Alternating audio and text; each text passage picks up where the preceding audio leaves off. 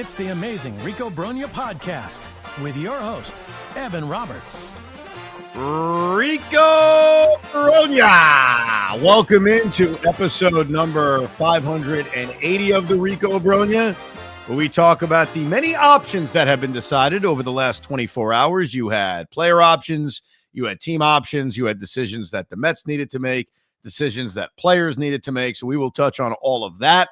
A minor acquisition that the Mets made, we will touch on that.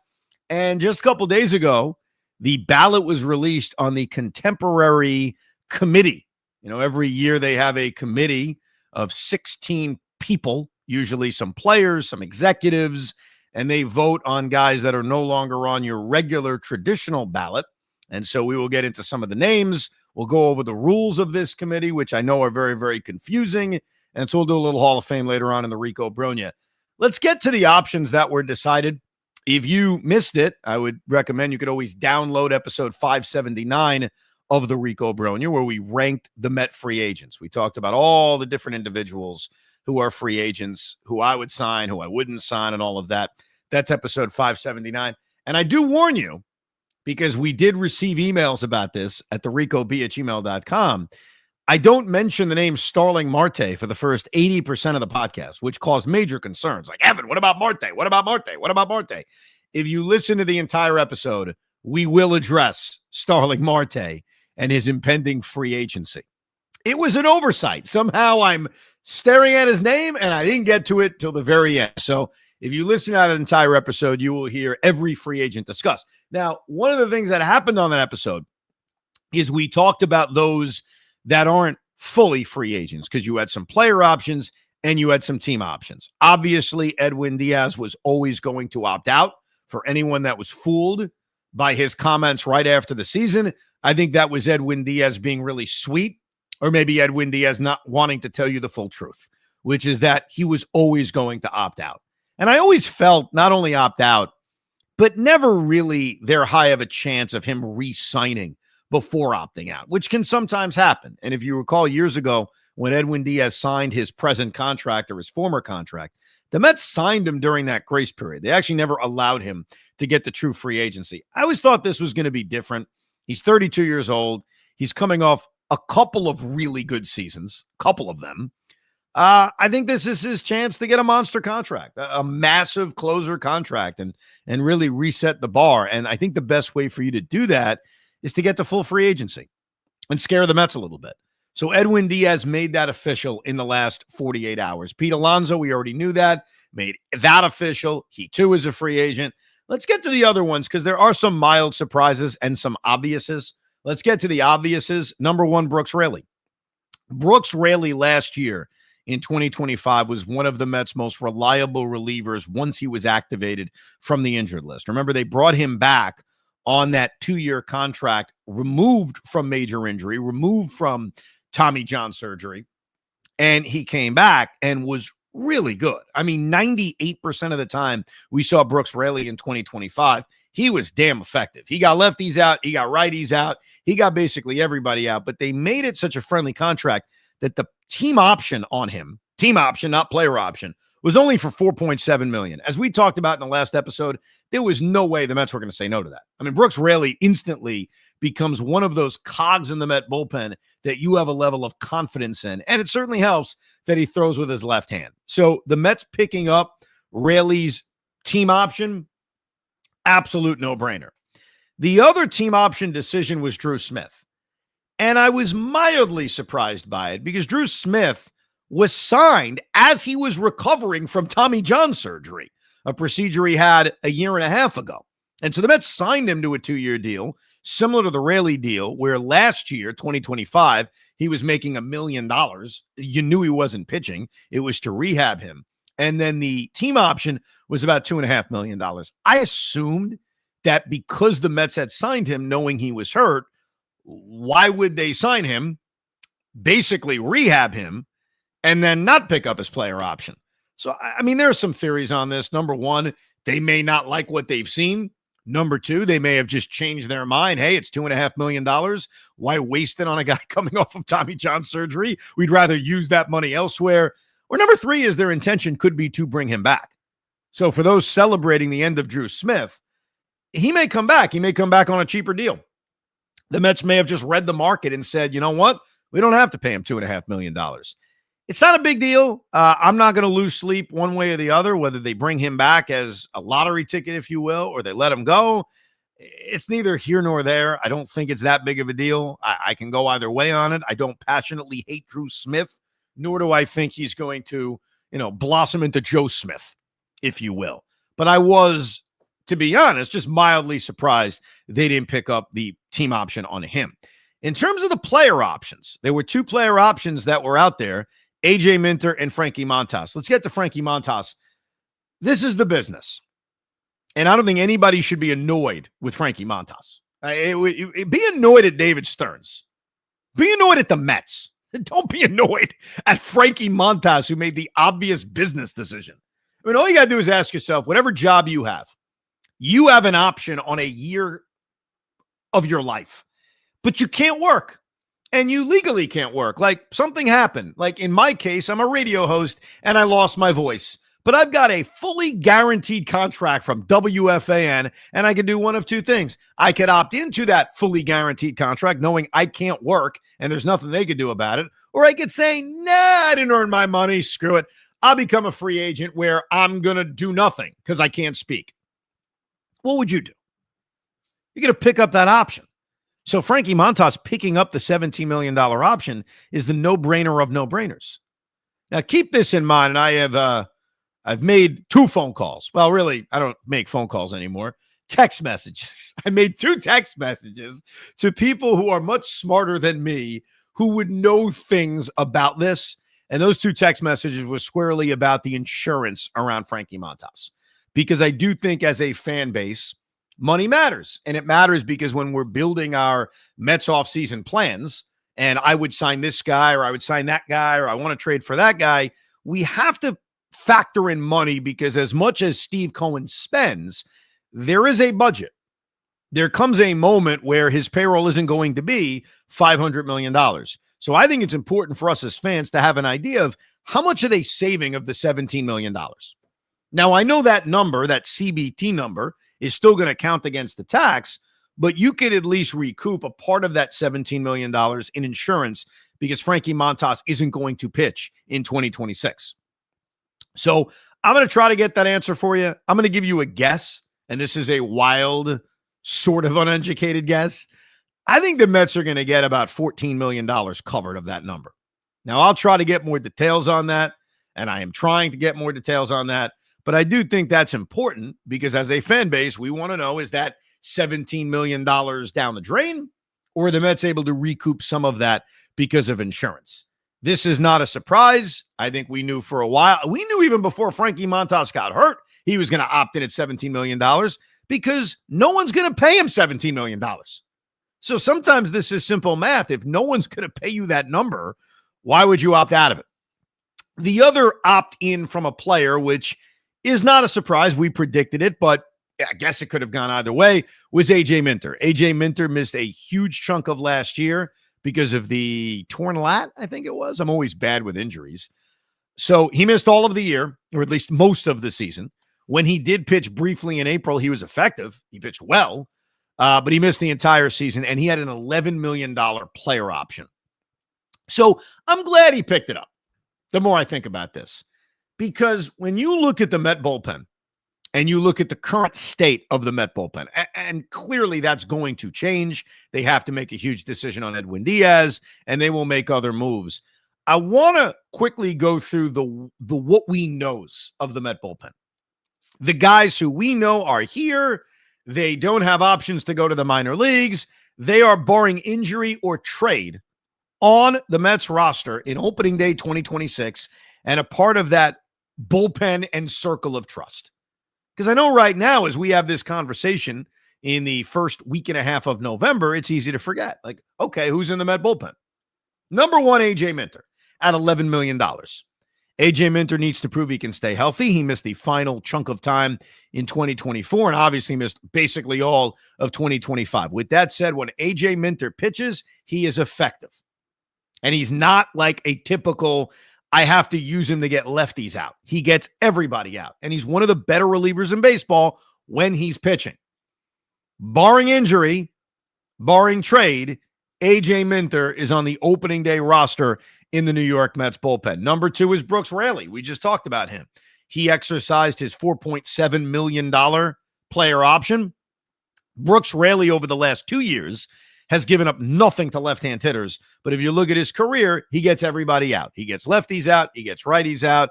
And so right off the top, a bullpen that featured so few lefty options in the first few months of the season, right off the top, they got 2 pretty damn good lefties out of their bullpen. This was a team, when A.J. Minter got hurt, we were looking at Danny Young. That was the loogie coming out of the Met bullpen. So going into 2026, you at least have to feel pretty good about Minter and Raley. Now, fair question is, what else you got, Ev? Well, here are the guys. Don't yell at me. I'm just telling you the guys that currently are on major league deals and are in the New York Met bullpen without options, which means these guys can easily be DFA'd and not make the team. All of these guys are options for that, but they are at least signed for 2026. And by signed, I mean the Mets have control over them. Some of them may have arbitration. You know what I mean? Number 1, and I bet you forgot this guy existed, Adbert Alzolay. Remember Adbert Alzolay? The Mets signed him during the offseason last year. He was coming off of Tommy John surgery. So when the Mets signed Alzolay, it was, is he going to help the team in 2025? The answer was no. They signed him to a 2-year contract. They get to rehab him, and in 2026 can be a big part of the Met bullpen. Remember about Alzolay. Before he got hurt, he wasn't having a great year, but the year prior to that, he was actually pretty damn good out of the Chicago Cub bullpen. So he's one of those guys that could be an impact player out of the Met bullpen in 2026. The other guys are guys that were a part of the Syracuse shuttle, as we will now call it. Got a lot of emails of people saying Syracuse shuttle is better than the Syracuse train. And they're right. Not going to argue with that. The Syracuse shuttle. They've got 3 guys on major league deals on the Syracuse shuttle, all without options, but they can easily be DFA'd and brought back, as we've talked about. Austin Warren, who was DFA'd about 9 different times last year. Brandon Waddell, who the Mets officially brought back on Tuesday, signing him to a 1-year contract, and Dickie Lovelady. What I want you to do, and Hoff's a part of this because he's as irrational as many Met fans, you got to take a deep breath. Brandon Waddell and Dickie Lovelady and Austin Warren, and even the guy the Mets acquired on Tuesday as well, Joey Gerber from the Tampa Bay Rays, who does have minor league options. So he's a little bit different because they can store him in the minor leagues. This is the Syracuse shuttle. Okay? These are not circle of trust guys. Can they enter the circle of trust if they earn it? Of course. Everyone is welcome to join the circle of trust, but you have to earn it. So instead of freaking out that they re-signed Brandon Waddell, instead of saying Joey Gerber, he sucks, that's the big move, we need to remind ourselves, if you look back at this past year, where the shuttle was good. I mean, if there are good things about the 2025 Mets, and there weren't many because the season was a massive disappointment, one of them was that the Syracuse shuttle was not bad. It was not bad. It was actually effective when the Mets had to bring in random crappy relievers to come in and eat an inning. So acquiring Joey Gerber, just like signing Joe Jakes earlier this offseason, they are not moves worth crying about. They're not moves worth ripping David Stearns about. Trust me, there are others. They are part of the train or the shuttle. So pipe the F down. By the way, we should start making shirts about that right now. The Syracuse shuttle. Syracuse shuttle. Yeah. There we go. We'll get this t-shirt ready. Here's my problem, and you're not wrong. I should shut the hell up about the Syracuse shuttle. It shouldn't be a big deal. But you know why it was a big deal last year? It was because there were so many other issues on this team. And that's the best part about it, was the Syracuse shuttle. You can't be complimenting, again, Clay Holmes says, wow, the 5th starter experiment or 4th starter experiment, it worked. And nothing else did. That shouldn't be the pat on the back. It needs to be less impactful. It obviously, I'm not an idiot. It's a long season. Of course, you're going to have a lot of turnover. It makes a ton of sense, but that can't be the highlight of the season. But that's a problem with everything else. That's why I say there are plenty of things to rip David Stearns about. Frankie Montas is a great example of it. But signing minor leaguers or acquiring minor leaguers that maybe you're not that familiar with, or has really high ERAs in AAA, or haven't pitched in 2 years due to injury, that's not a bad thing. Like, you need to bring in as many humans as possible and hopefully hit on a couple of them. And I'll give you an example. I know it didn't end well, and now he's out for 2026 with Tommy John. But Reed Garrett was a guy like that. And then Reed Garrett, briefly or not, entered the circle of trust. So you never know who you're going to hit on. Maybe it is Joe Jakes. Maybe it is Joey Gerber. Maybe it's the Mets harnessing a guy out of nowhere who you mock in November when you acquire. All I'm saying to my fellow Met fans out there is that when they acquire a reliever, or in Brandon Waddell's case, they bring a reliever back who you don't love, they're not being asked to have a pivotal role. Like, the Mets are going to build a bullpen. I'm confident of that. Hopefully it starts with re-signing Edwin Diaz, and then we can say, all right, the bullpen features Edwin Diaz, Brooks Raley, A.J. Minter, and even Adbert Alzolay. Let's go add another arm or two, or whatever we kind of get to. These are the outside guys, and you're going to need outside guys. I mean, Jose Iglesias was an outside guy, and then before you know it, he was a rock star playing concerts in the middle of the season. Listen, I totally respect all of this, and I'm not going to get too antsy, but I will get antsy if in 3 months from now we're sitting here and going, that Syracuse shuttle seems like that's the real end of the bullpen at the moment. Well, here's the other thing that is so funny. So for those that are forgetting the rules of the offseason, free agency begins 5 days after the World Series ends, which is why some people want the World Series to end in a sweep so that we can begin free agency as soon as possible. So that means free agency officially begins on Thursday. That's when it begins. That's when the New York Mets could talk to Alex Bregman, or the New York Yankees could talk to Kyle Tucker, or wherever else you want to come up with. It begins on Thursday, 5 days after the World Series ends.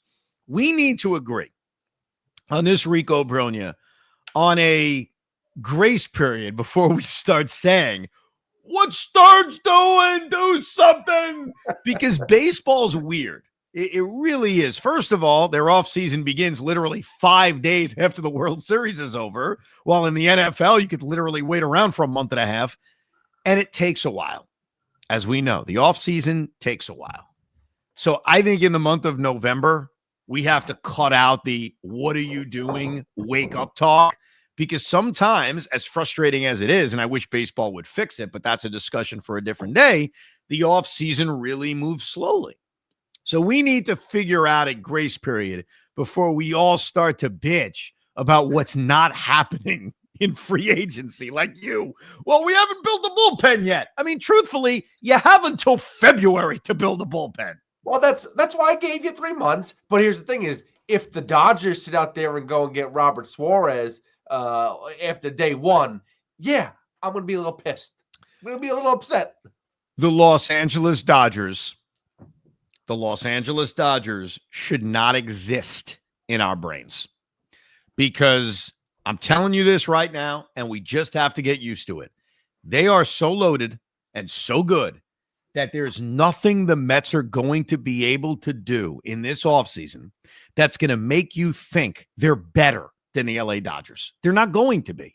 Now, are there things they can do to make it closer to the LA Dodgers? Of course. Absolutely. But I remember saying this last year. They're never going to be as good, or not never. Never is a very strong word. For now, they're not going to be as good as the Los Angeles Dodgers. So I'd almost rather see them just continue to get better and better than spreading the wealth out to, say, the Cubs or the Phillies or the Braves. So if the Dodgers do go out and make a big impact right away, they sign Kyle Tucker. Spare me the Dodgers are at it again. I mean, look, they're the best team in the National League. They're the best team in baseball. They're going to be the team to beat. We can't worry about them until we earn our right to play them, which we didn't do in 2025. We came very close to earning it, and then who knows what would have happened in a best-of-3 series. I'll still take my chances against the Dodgers in a best-of-3 or a best-of-5 because in baseball, anything can happen. But over the course of 162, we are going to look at their roster and say they're better. Now, a couple of things that impact the New York Mets. Coming up on the Rico in just one day, because we're popping out Ricos like it's going to the bathroom every day. We're going to do the highly anticipated, quote, My Mets Plan Rico Brogna. And that is where I reveal my overall plan for the Mets offseason. Hoff reveals his. We will even hear from some of the other WFAN personalities on their plans. And, of course, your emails. I've been collecting those emails for a month at thericob@gmail.com on your specific offseason plan. And we will do a very grandiose plan reveal. Okay, and after that, then we will obviously go very deep into specific things. We'll have a Rico Brogna focusing on just starting pitching free agents, on reliever free agents, on position player free agents, on trade targets. I mean, we're going to do more Ricos than your head could even understand. Okay, but we will begin it with a My Mets plan for everybody. And so one of the names that I think is going to be brought up, because I've been thinking about him a lot, is Harrison Bader. Harrison Bader decided to say no to a $10 million option. I think it was a mutual option with Philadelphia, the contract they acquired from the Minnesota Twins. But Bader already said no thank you on a $10 million deal. Now, why does that matter? Here's why it matters. We need to use our smarts. I'm not the smartest guy in the world, and figuring out contracts and what guys are going to get paid, it's an inexact science. It really is. Like, I could sit here right now and try to predict Pete Alonso's next contract. I have no idea.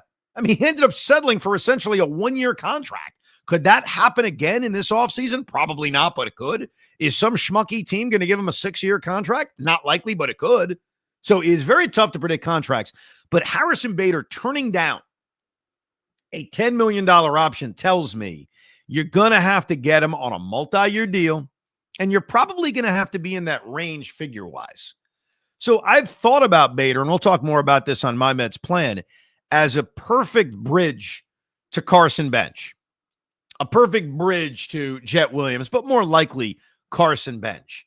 And I would want someone who defends at a high level, and ideally, I'd want a right-hand hitter. But are you comfortable, and will they be comfortable, going multiple years and $9 to $10 million for what's essentially a bridge? And then if Bench takes the job, let's say sooner rather than later, are you comfortable? And by the way, is Bader comfortable? Because he may not want this, to then become a $10 million a year fourth outfielder. Plays a little bit of left, plays a little bit of center, even plays a little bit of right if you want to get DH days for Juan Soto. I hear so much about defense and how important it is. And I do think it's important. Don't get me wrong. Defense matters. I think we certainly saw that in the postseason with Toronto and Los Angeles. Would that move you, if you're Carlos Mendoza and David Stearns, to have a Harrison Bader and basically say, you know what, you're going to play a lot? Because late in games, you're going to play left field. Maybe we do DH Juan Soto a lot more. If you believe in a lot of the defensive metrics, Juan Soto is their biggest defensive problem. Now, I'm not going to say I agree with that from an eye test, but in terms of outs above average, in terms of most defensive metrics you want to look at, he's their biggest problem defensively. So if David Stearns is going to tell us and be truthful about it and say, hey, defense matters, it's about run prevention, and one of the ways to prevent runs is to have strong defense all the way around, well, then would it not make sense to have a Harrison Bader who will play a lot of right field with Juan Soto DHing twice a week? Brandon Nimmo's defensive metrics are actually pretty solid in 2025, but as he gets a little bit older, you may see that declining. Have Bader play a bunch of left field. What I've read about Carson Bench is that they think he can be a good defensive center fielder, but likely projects as more of a corner outfielder. So I'm just wondering aloud about how serious we're going to take run prevention. But let me say this, because this is so on my mind and it's on everybody's mind. David, if you're listening, David Stearns, we get it. The Mets need to prevent runs from being scored. 1,000%. Would I like the Mets to be a better defensive team? Absolutely. No one is disagreeing with that.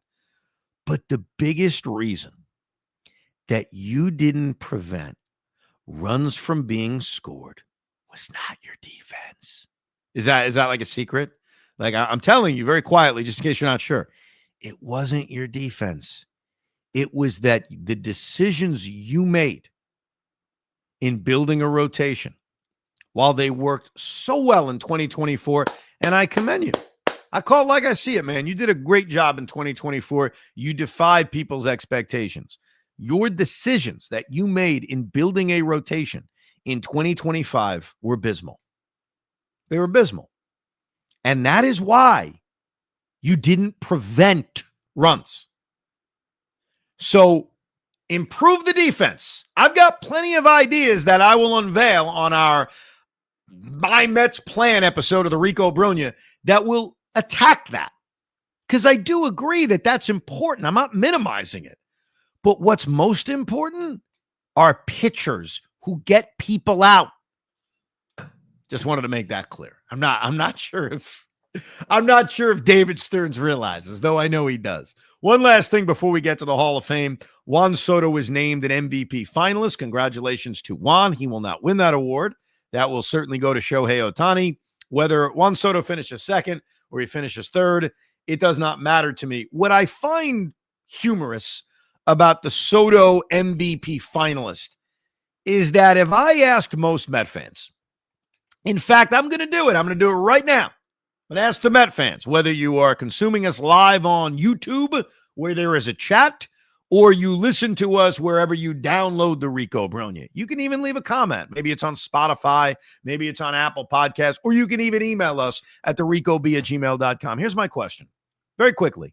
Who was the MVP of the 2025 New York Mets? Simple question. Not going to fight with anybody. I'm just curious. For those that missed the awards edition of the Rico that we did, I guess it was a month ago now, because this offseason's been going on forever. My MVP for the 2025 New York Mets was Edwin Diaz. I thought he was that important. But the other guy I thought of as a candidate was Pete Alonso. I get that Juan Soto statistically had a better year than Pete Alonso. I cannot deny that. We all know that. That is obvious. But in terms of impact, in terms of big hits, in terms of hits that impacted the outcome of games, would we not agree that Pete Alonso was probably even more valuable than Juan Soto? And since we care so much about defense, as mediocre as Pete may be at first base, wouldn't defensive metrics confirm that Juan Soto was actually worse? Or I guess they were the same. So congratulations to Soto on being a finalist. I know I hold no ill will. I am excited to see more of Juan Soto over the next 14 years, but I don't even think he was the MVP of the Mets, let alone the MVP of the league. And this is a franchise that has never had an MVP. So when the Mets finally win a Most Valuable Player award, it will be special. It will be something that most other fans won't understand, but to us, it'll be special because we've never had an MVP. It can't be Juan Soto in 2025, though. Like if somehow it came out in a couple of weeks whenever they announced the MVP award, like stunningly, Juan Soto defeated Shohei Ohtani, wouldn't we all be kind of disappointed? Wouldn't we all say, wait a second? It's the old WWE Jim Ross call. Every time Triple H would cheat and he would be about to win a match, Jim Ross would scream, "Not like this, King! Not like this, King! No, not like this!" That would be what I would say about the Mets finally winning an MVP and it being Juan Soto in 2025. It'd be like, come on, not like this. That's how we're going to get an MVP. Not like this. Anyhow, let's get to the Hall of Fame. So I do want to explain this because I think it's very, very confusing. I even heard BT and Sal talking about it, and they were confused. Like, well, what is this contemporary baseball era ballot? So basically, there are 3-year cycles. Okay, every year there is a different era committee ballot. Okay, And so what it features are guys that are no longer on the traditional ballot, guys that either fell off, guys that maxed out the 10 years that they were there. And so they get placed on these ballots based on different eras. So the era that we are talking about is the contemporary baseball era. It's the ballot that features players that contributed to the sport from 1980 on. Now, here are the rules. There are 16 voters. To get elected, you need to get 12 of the 16 to say you're a Hall of Famer. But we have a new rule in 2025.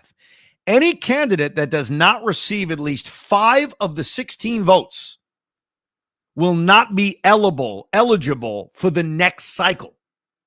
So you need to get a certain amount of votes just to remain in this contemporary ballot 3 years from now. And if you fall short of that number multiple times, you're just gone and you no longer get considered. Just to give you perspective before we get to this ballot, let's go back 3 years, just in case you forgot. In 2023, here were the names on the ballot. Are you ready? Some of them you're going to hear again. Some of them you won't. Rafael Palmeiro, Roger Clemens, Barry Bonds, Albert Bell, Dale Murphy, Curt Schilling, Don Mattingly, Fred McGriff. Of the guys I mentioned, one of them got the amount of votes that got them elected to the Baseball Hall of Fame, and that was Fred McGriff. He received all 16 votes. Don Mattingly got 8 votes, which means he was 4 votes short of making the Hall of Fame. Curt Schilling got 7, which means he was 5 votes short. Dale Murphy got 6, which means he was 6 votes short. And Clemens, Bonds, Bell, and Palmeiro got, quote, fewer than 4 votes. So when I tweeted the other day, Barry Bonds and Roger Clemens were not close 3 years ago, that's what I mean. They were not close. They received, quote, fewer than 4 votes, which means they may not have received any votes because we don't know specifically who was on how many ballots. We just know it was fewer than 4, which now, based on the new rules, means if they don't get more than 5, they won't be on the ballot again next time. Let's get even more specific. Who are the voters? Great question. I know you were wondering that. Who are these 16 people? We do not know who the 16 people will be this time, but we do know who the 16 people were last time. We know who didn't vote for Bonds, Clemens, Palmeiro, and Bell. We know, not specifically, but some of the guys that didn't vote for Don Mattingly. Are you ready for the names? Hall of Famer Greg Maddux. Hall of Famer Jack Morris. Hall of Famer Ryan Sandberg. Hall of Famer Lee Smith. Hall of Famer Frank Thomas. Hall of Famer Alan Trammell. Then there were executives. You know many of them. Paul Beeston, Theo Epstein, Derek Hall, Artie Moreno, Kim Eng, David St. Peter, and Kenny Williams. And then there were only 3 media members, but there were 3 media members. Steve Hurt, Lavelle Neal, and Susan Slusser. So all of the critiques about the writers, and the writers have a vendetta, and the writers do this, and the writers do that. I didn't name a lot of writers, did I? I named Hall of Famers, and I named executives. And those people, those specific names, are the ones that said universally yes to Fred McGriff, and eventually, to a varying degree, no to Don Mattingly, Curt Schilling, Dale Murphy, Albert Bell, Barry Bonds, Roger Clemens, and Rafael Palmeiro. Here's the bottom line. Roger Clemens and Barry Bonds are on the ballot again. Hall of Famers said no. Now, what do you make of that? Hall of Famers, Greg Maddux, Jack Morris, Ryan Sandberg, Lee Smith, Frank Thomas, and Alan Trammell are 6 people. It means that a few of them, if not all of them, said go F yourself to Barry Bonds and Roger Clemens. I don't have to like it. You don't have to like it. But the days of blaming Ken Rosenthal and whatever 2-bit writer you want to have a problem with, it's gone. Because these era committees aren't writers. They're players, executives, and 3 media people, and they all said no to Bonds and Clemens.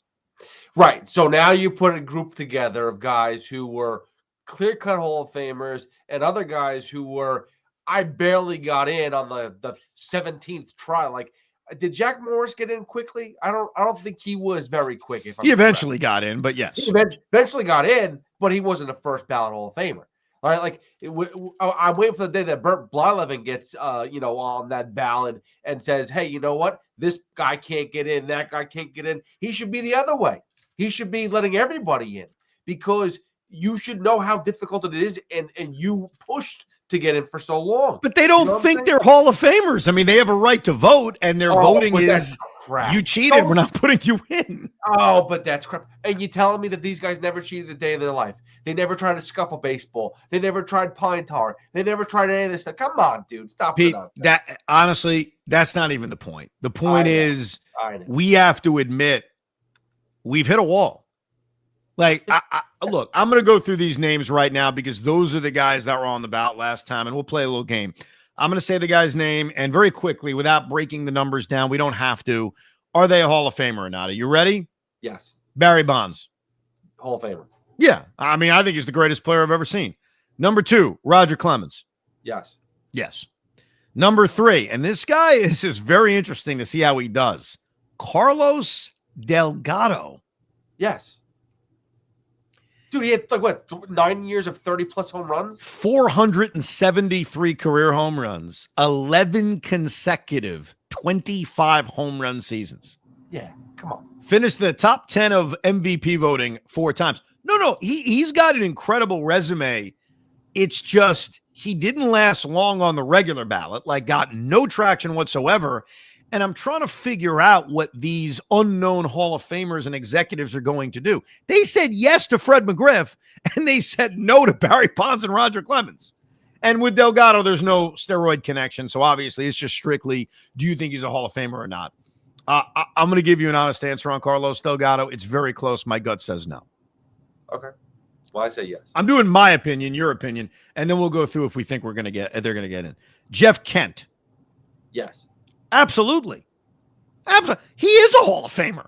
And he, again, also got no traction when it came to the regular ballot. But this is his first crack at the contemporary ballot, where maybe the Hall of Famers are going to see things differently, because with Kent, it's not about the steroids. There's no steroid connection. It's just, hey, he was a crappy defensive player. I mean, that's basically what it comes down to. Did he hit enough to overcome that? I agree with you. He's a Hall of Famer. Don Mattingly. Yes. I don't think Don Mattingly is a Hall of Famer. I think he had 4.5 amazing seasons. They call that the Koufax, but he's not Koufax, even though he won the 1985 American League MVP. I do not think Don Mattingly is a Hall of Famer, but I'll tell you in a few minutes why I think he's going to get in. Dale Murphy. No, me neither. Gary Sheffield. A new steroid guy brought into the mix. Yes. Yeah, I think Gary Sheffield's a Hall of Famer. And he should wear a Met jersey. Well, should Carlos Delgado wear a Met jersey too while you're at it? No, just Sheffield. 509 home runs. And the thing about Gary Sheffield, this is the eye test. This is where I admit, I didn't see Don Mattingly in his prime. I'm looking at numbers, but I didn't see him. Dale Murphy, I did not see him in his prime. I got to watch Gary Sheffield, and he was such a fearsome hitter. So I'd put him up there. Fernando Valenzuela. Yeah, I think so. So Fernando Valenzuela, to me, is not a Hall of Famer, but he is a cultural impactor, if you will. I see the way my father-in-law eyes light up as a Mexican-American when the name Fernando Valenzuela is mentioned. So I take that into account to him, but look, just overall, I think he falls short. So those are the guys that are on the contemporary era ballot. Now, the next question is, okay, Ev, who gets in? You guys gave your opinions on if they're Hall of Famers or not. I'm going to give you a wild theory, and I want you to save the audio on this because I think I'm going to be right. Okay. And I'm not sure how many people are listening to the Rico right now who are just diehard Met fans and how many are voyeuristic Yankee fans. But this one's for you, Yankee fans. Don Mattingly's getting it. The time has come. And I have a weird theory on why Don Mattingly is going to get in. And keep in mind, there are human beings that are voting. Okay, you've got, again, how many Hall of Famers? 6 former players who are Hall of Famers are going to get to vote. Don Mattingly is a beloved. I think everyone just genuinely likes him. And number two, he was so close to finally getting a ring that I almost think there's going to be like a we feel bad for you. You didn't get it, but we're going to give you this. I really, and I can never prove that because no one's going to admit that.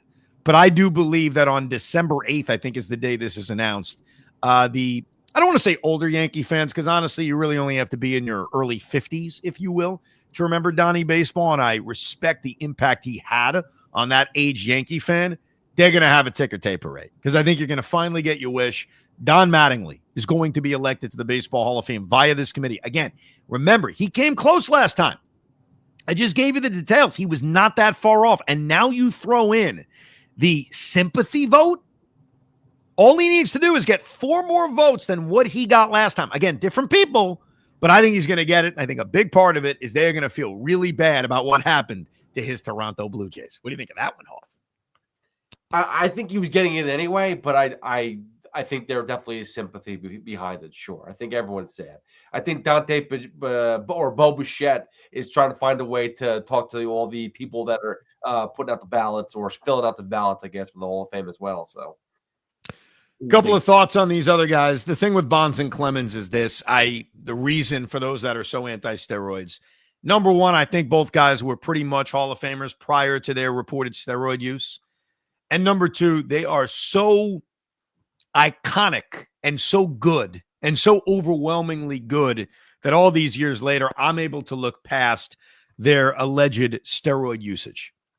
You know, I still say this to my son when he asks. I say this to my wife when she asks. I said this to Tommy Lugauer the other day when he said Ohtani is the greatest he's ever seen. I said, it's Barry Bonds. Now, was that because he was chemically enhanced? Sure. I'm not denying that. But ultimately, when you ask someone the question with your own eyes, who is the greatest baseball player you've ever seen? My answer for the last 20 years, and it continues to be, was Barry Bonds. I've never seen anything like it. And that includes Shohei Ohtani, and that includes Aaron Judge, and that includes Miguel Cabrera and Albert Pujols and any other great hitter you want to bring up. And so for me, it's very tough to just ignore that, despite what he put into his body. So hopefully that was a good primer for what this ballot actually is. 16 voters. They feature Hall of Famers. They feature executives, and you need to get 12 of them. But I believe Barry Bonds and Roger Clemens are not going to come close. Again, they got less than 4 votes in 2023.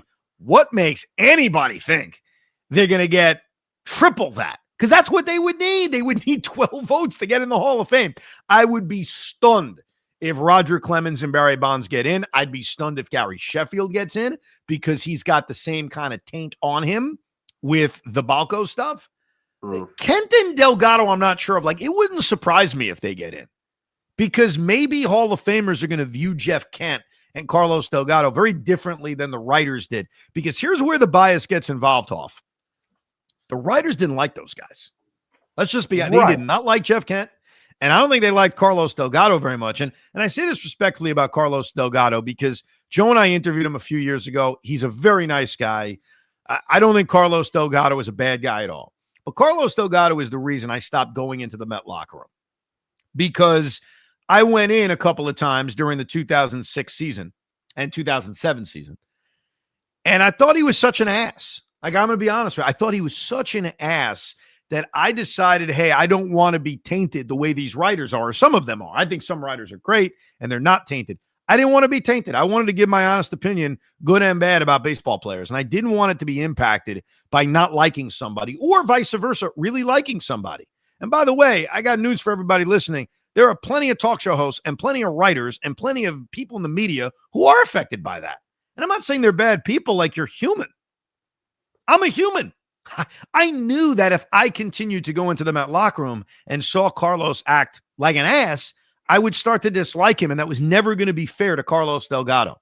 And I can say it all these years later. He's a tremendous player. I don't even think he's a bad guy. I think he probably just didn't want to deal with the media and decided, I'm going to cope this way. And ultimately, it doesn't really matter. I've heard the same thing about Eddie Murray. He was a bad guy to the media. He's a great guy. It's just how he coped. It was his strategy or whatever the reason. So I never wanted to be tainted by that. I think some writers have been. And I think players viewed Delgado very differently than writers did. I'm not sure how they view Jeff Kent. Jeff Kent was always a loner. He was always a guy that never had a lot of friends in locker rooms. But that maybe was be enough to get these guys in. Well, that was actually my question, because again, like, who's actually picking these guys? Which Hall of Famers are making these votes? And it's a possibility. Are they going to find somebody who was a former teammate of his, not a former teammate of his? Like, how's it going to work? I mean, if you look at the last ballot and who voted, you see that there wasn't a lot of crossover. Like, look at the players real quick. Help me out. Greg Maddux. Yes. I guess he was a teammate of Fred McGriff. Yep. So, all right, there's there's one right there.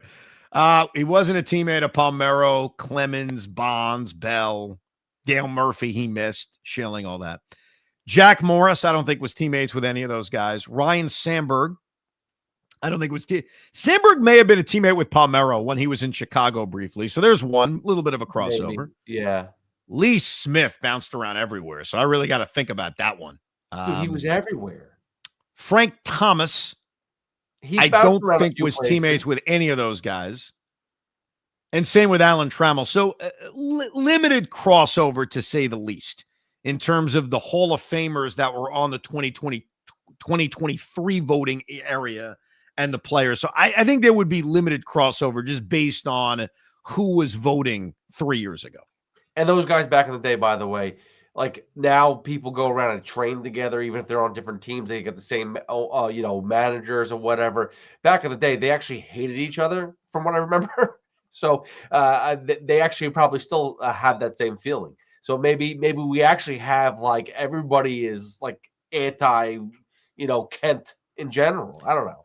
We'll see. And look, there's always going to be biases. I remember when Harold Baines got in, it was basically Tony La Russa telling everybody, we love Harold Baines, vote for him, vote for him, vote for him. So keep an eye on that. That's coming up early December. So you think it's just Mattingly? I'm very unsure about Delgado and Kent. So for official, to be official, I think it's going to be only Don Mattingly. I think those other guys may get close. Bonds, no way. Clemens, no way. Sheffield, no way. I think Delgado and Kent may make things interesting. And I'm going to assume Dale Murphy kind of fills in that same area of 6 to 9 votes, but he comes up short. I do think Don Mattingly is going to be elected to the Baseball Hall of Fame. That's my official prediction. And didn't Valenzuela just die this past year? He did. That's the only other guy I say you might throw him in there. Yeah. Post-mortem. They like to do that. Yeah, that's a tough one too. I'm not sure. I'm going to lean towards no, but I think he'll make it relatively close. Yeah. Again, you want to get your Mets plans in, email us to ricob@gmail.com. We will do that episode Wednesday night live on YouTube and should be posted to wherever you download your podcast. Also late Wednesday night or early Thursday morning. We do appreciate you listening to the Rico Brogna. Thank you very much for hanging out with us. And remember to subscribe to the Rico wherever you download your podcasts. Goodbye. We hope you enjoyed this episode of the Rico Brogna podcast. It's amazing, isn't it? Make sure you download it now to keep it on you at all times.